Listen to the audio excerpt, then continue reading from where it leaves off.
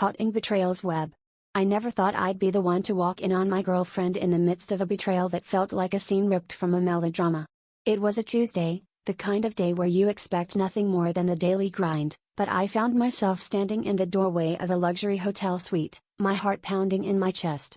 There she was, tangled in sheets that weren't ours, with my boss of all people, each of their expressions frozen in shock as the door swung open. The room was thick with the kind of silence that only comes when secrets unravel, and I could feel my world tilting off its axis. For months, she'd been telling me about these business trips, throwing in enough details to make them sound legitimate. I never questioned the late-night flights or the sporadic phone calls, chalking it up to her driven career. But there was always something off, a nagging feeling in the pit of my stomach that I dismissed as paranoia. Now, faced with the undeniable truth, I realized the extent of her deception.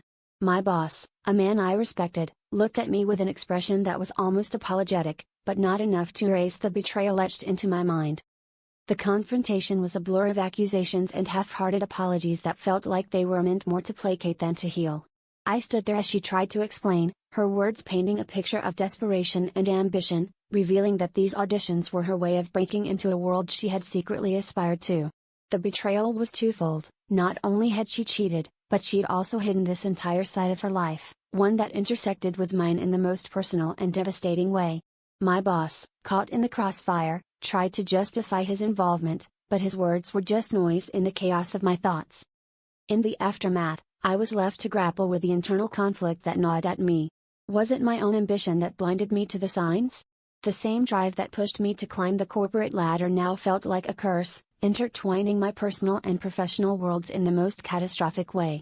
The twist of irony was not lost on me. In my quest for success, I had ignored the most glaring red flags in my personal life.